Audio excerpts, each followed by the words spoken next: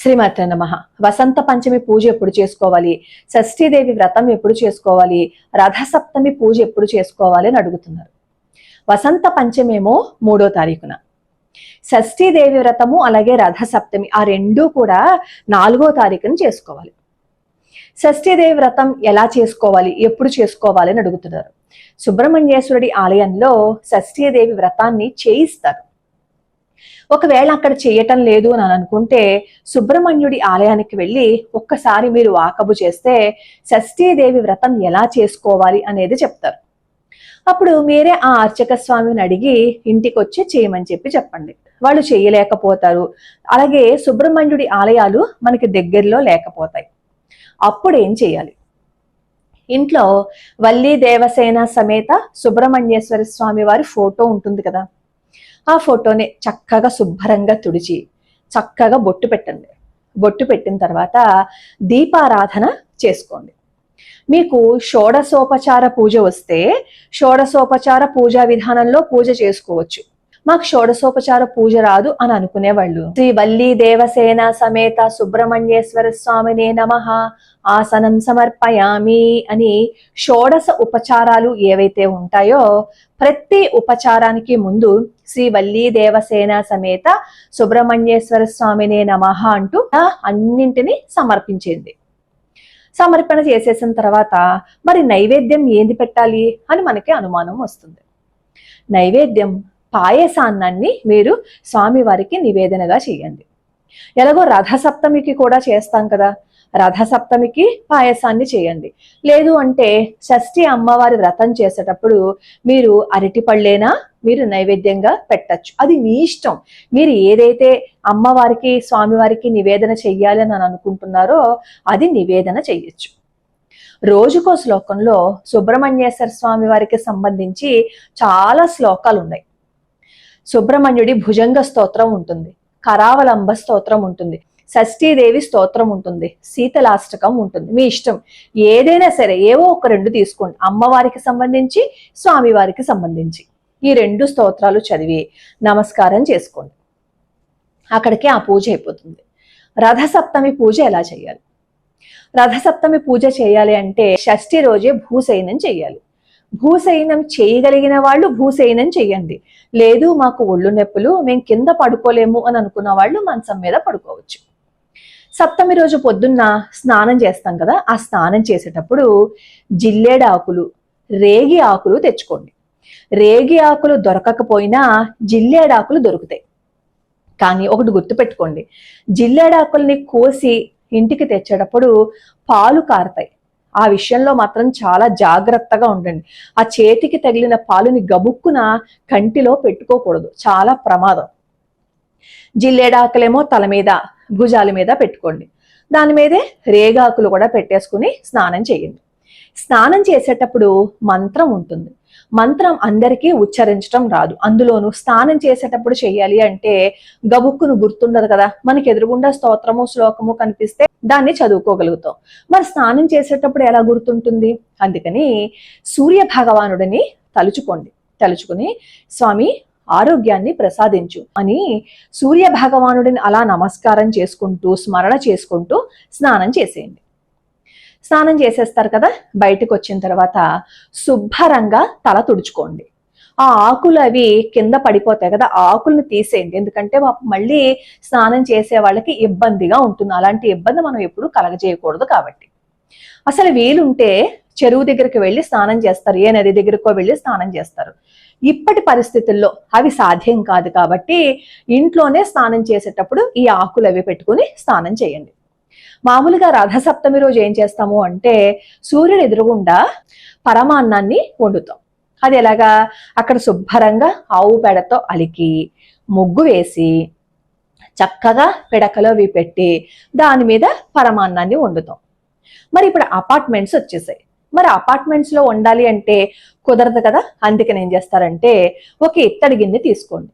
శుభ్రంగా ఇత్తడి గిన్నెని కడిగేసి పసుపు రాసి చక్కగా బొట్టు పెట్టండి. మరీ ఎక్కువగా మందంగా పసుపు రాసేయకండి.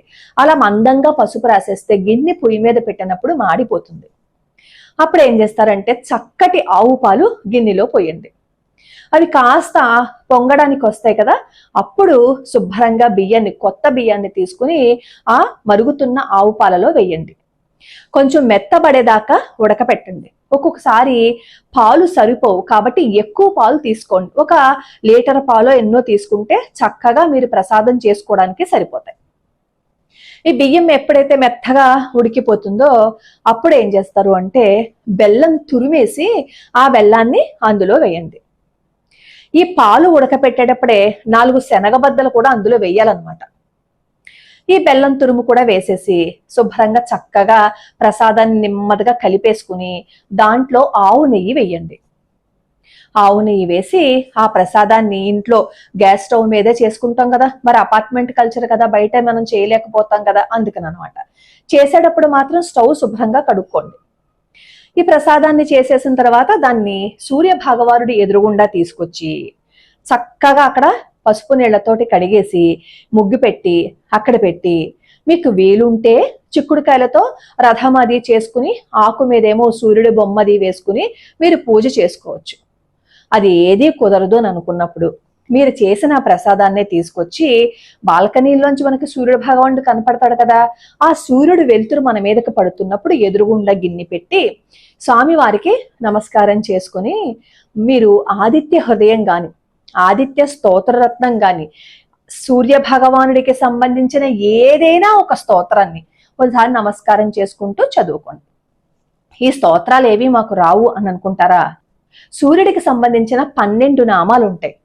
ఆ నామాలైనా చదువుకుని ఒకసారి సూర్య భగవానుడికి మీరు చేసిన ప్రసాదాన్ని నివేదన చేసి నమస్కారం పెట్టుకుని లోపలికి తీసుకొచ్చి ఆ ప్రసాదాన్ని మీరు తీసుకోండి.